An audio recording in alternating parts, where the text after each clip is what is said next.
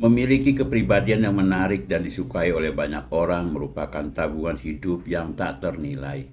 Bahkan dengan harta segunung sekalipun, dengan kepribadian itulah orang-orang akan mudah menerima kehadiran Anda, bukan karena ketampanan dan kecantikan fisik saja, tetapi lebih dikarenakan sifat dan perilaku Anda dalam pergaulan tersebut. Orang yang rendah hati merupakan orang yang memiliki kepribadian kuat.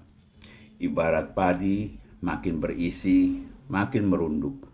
Orang yang rendah hati tidak pernah sombong, tidak ingin tampil sebagai orang yang dilulukan dan disanjung meskipun peran dan jasanya besar kepada orang lain ataupun masyarakat.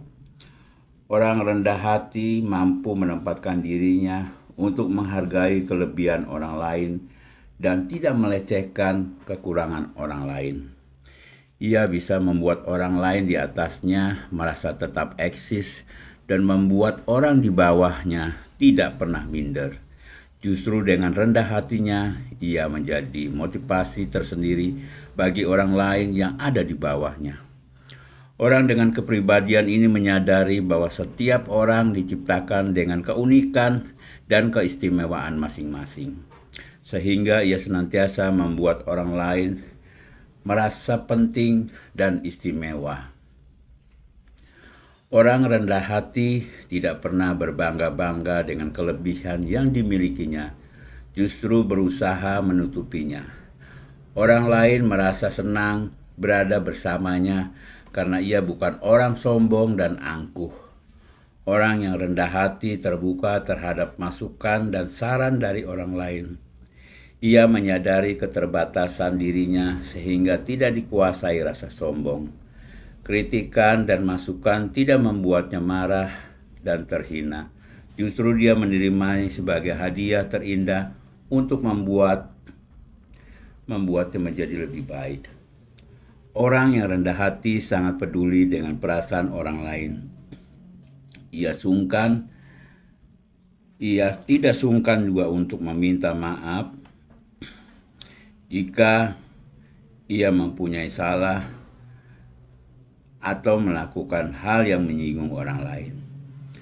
Kepribadian rendah hati akan mendorong seseorang untuk realistis, mau membuka diri dan terus belajar menghargai orang lain, mewujudkan tenggang rasa, hidup sederhana, dan rasa penuh ucapan syukur dalam menjalani kehidupan. Rendah hati bukan berarti merendahkan diri dan menutup diri, melainkan secara aktif mendengarkan, berbagi, dan berempati sehingga terjalin hubungan harmonis yang dua arah.